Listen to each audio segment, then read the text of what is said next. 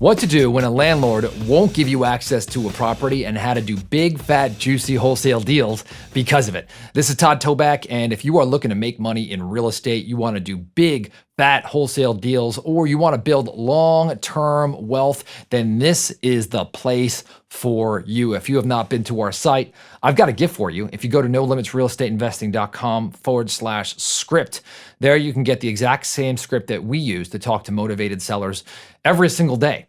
And that exact script my team has used to lock up over 1,300 deals. The exact same one, no strings attached. So go to nolimitsrealestateinvesting.com/script and get your free copy today.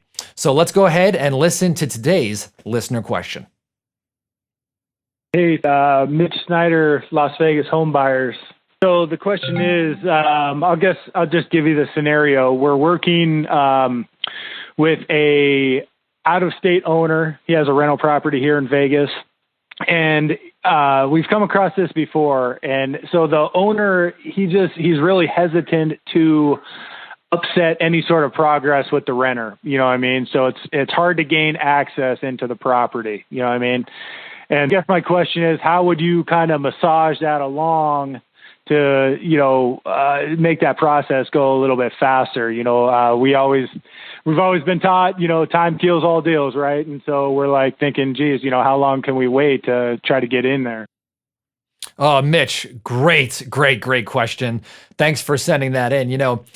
Deals like this, I love because it tells me that the landlord values peace and lack of conflict and more of like not messing with the apple cart more than money, right? It's very, very important. It tells me the seller has other needs besides money and does not like conflict. And let me tell you, deals like this, you've got to stay on them because a lot of times they don't want to upset the apple cart.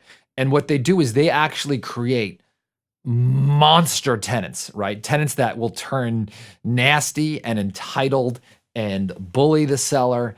And when that happens, you will be there to save the day and make a big, fat, juicy wholesale deal. I smell 50K in your future, Mitch, if you listen to what I'm going to tell you in the show.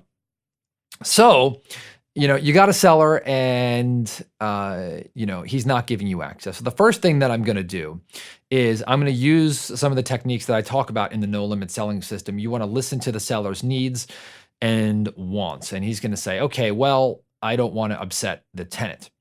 So the first thing that I'm going to do is I'm going to say, can you tell me more about that, Mr. Seller? And then shut up. Now, notice I did not say, why can't I get in, right? Or why is the tenant difficult? I said, can you tell me more about that? It's an open-ended question in which the seller cannot give me a yes or a no, right? So if you ask the question away where now the seller has to tell you more, okay, now you can get more of the story, right? Well, it's my daughter in the property and she's living with her third boyfriend and she's got 5 kids and the boyfriend is living in there rent-free with his motorcycle gang and he's dealing drugs and he hasn't paid me rent, right? I mean, you may find out more here. I'm not sure of the exact situation, but you need to listen. And you need to find out if this is a seller that just wants to delay you getting in the property, that he wants to figure out it in his mind, and maybe it's going to be like a week or two, or you're just never getting in, right? It's one of those two. So either there's going to be a delay in you getting in, or it's going to be you're never going to get access. So you want to hit this right between the eyes. All right, just like David and Goliath, you want to hit him right between the eyes with a smooth stone, and you want to find out the answer to that question. So you might want to ask Seller. Let me ask you, Mr. Seller. It sounds like I could be wrong, but it sounds like I may not be able to get in this property, and see what he says. right? And he may tell you yes, he may tell you no, but you know, the scenario. Now, if he keeps pushing this off, I may say, let me ask you, what's going to change between now and 3 weeks from now? Are you going to be more comfortable or not? And by the way, either answer is okay, Mr. Seller, but I just want to know where we stand and have him give you the answer. Now, one of two things is going to happen. Number one is he's going to say, no, I just need 2 weeks and I'm going to give the tenant that. All right. So at this point, I talk about this in the no limit selling system, is you want to get a commitment on a date and a time. Now, what I'll do is I'll set something out a little bit farther, like 2 weeks, and I'll say, why don't you and I make this date, okay, 2 weeks from now and this time, and that'll give you plenty of time to kind of massage the situation with the tenant. And if you need to cancel, that's totally okay, but let's put this in stone. And if not, then we'll throw away the stone, right? But you know, let's get this in the calendar at least so we know we're moving towards something. And you could absolutely cancel, but let's put this here, and then you can let me know. Now, the seller may or may not like that. If they won't say yes to your date, have them give you their date. And at that point, if they're still squirming, I'm going to say, Mr. Seller, let me ask you this. What if I could buy the property from you and I wouldn't have to get inside? You wouldn't have to go there. I wouldn't have to go there. And the seller would never know, or the tenant would never know that I bought the property. Is that something that you'd be interested, or probably not? And this is your pivot, because this is now where the big, fat, giant, juicy wholesale deal is going to come from.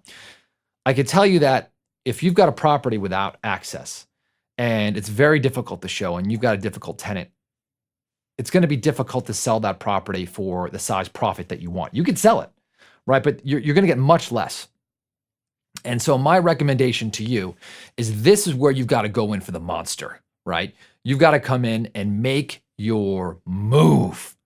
Okay, strike while the iron's hot. Do you get what I'm saying here? All right, is that the seller is not going to give access here. So I'm going to make my offer with that fact. So I'll say, Mr. Seller, I'll tell you what, I can do that. We don't have to go to the property. The tenant doesn't have to know. I don't even have to inspect. But my offer is going to reflect that, right? I have to assume certain things if I can't get inside, right? So if you were going to offer, let's say 200 before, well, now you're going to offer 140. So if you're going to try to make 20 before, well, now you're going to try to make $70,000 or $80,000. Now, you can get a pretty good idea of the inside of the house by basically looking at the outside. Not 100%, but for me, I'm batting, 800 or 900 on that. So my recommendation to you is get ready to take that deal down. Take the deal down. Now, at least negotiate it down like you're going to take it down. What does take down mean? Take down means you actually buy the property. So you want to either use your own money if you have it. You want to arrange a hard money loan if you can. And I've talked about this. There's a lot of companies out there who will do that. Or get a money partner. Or at the very least, now because you've gotten such a deep discount, sell to your buyer at a much better price. But because now you've negotiated a lower price here, right? You now have this spread, and to make that happen. But you've got to go bold on the price. Now, the seller's going to do one of two things. They may say, yes, I'll take that price, or no, let's set up a date. But you got to really decide. You want to call this out like, look, is there any chance of me actually getting in here, or is the seller going to push this off? If it's yes, well, then get that commitment and move forward. If it's no, well, call that out. Come to that agreement with the seller. Have the seller come to that realization and get the price that you need to move forward. Remember, sellers are professional ostriches, right? They stick their head in the sand. They don't want to deal with problems. They want to procrastinate. They want to push them off. That's why they're talking to you in the first place. If they could handle these problems, they wouldn't be talking to you, right? They would be keeping the property, holding it at a rental, or selling it for top retail price. We solve problems with people who don't want to own real estate. And this is why we make so much money. This is why you're going to make money, by solving this problem. So I'm going to summarize here. Number one, try to get a commitment on a time of the day. All right. Use that no limit selling system I talk about of getting a commitment, and make it hard. Right now, tell the seller, look, we can change that, but why don't you and I say yes to this day? And if you can get that, then get the seller to commit, even if it's 2 or 3 weeks out. If they won't commit, well, then call that out. Say, Mr. Seller, it sounds like, and tell me if I'm wrong, we're just never going to be able to get in here. Would it be helpful if I could buy this property sight unseen? I would need to get in, and the tenant would never need to know. Yes. Okay, great. Well, now your offer is going to reflect that. make the offer, try to come to an agreement. If you can't, we'll then go back to getting on the inside. Now, there may be some back and forth. The seller may change their mind. Okay, that's okay. But understand that one is going to reflect on the other and understand which direction you are going. Okay, if the seller at that point agrees, right, to your lower price, well, you can obviously wholesale it for a lower price and still make your spread. But I suggest taking that thing down, buying it, getting it vacant, putting it on the market and selling it for top dollar, right? That's where you're going to make $70,000 or $100,000. Now, I don't know the specific of this deals, but stuff like this, where the seller does not want to deal with the tenant, I go in there with big, giant, fat wholesale fees in mind, and I negotiate the right way because I know the seller values convenience and not dealing with the tenant over price. So I go for it then, and I buy the house. I relieve that pain, and I get paid because of the process. By the way, if you do have deals in San Diego or the Treasure Coast of Florida, you can email me at support@nolimitsrealestateinvesting.com, and I'd love to partner with you on those types of deals. Support@nolimitsrealestateinvesting.com.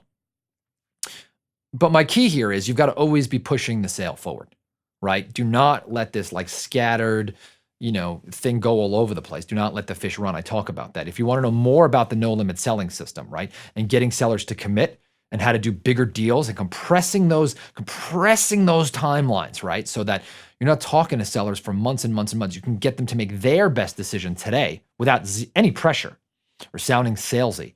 Go to nolimitsrealestateinvesting.com /, nolimitssalessystem.com, and you can check that out. If you just want to buy it without reading the sales copy, you can go to nolimitssalessystem.com /backdoor. So I hope you enjoyed today's show. Go for the big deal, and I will talk to you on the next episode.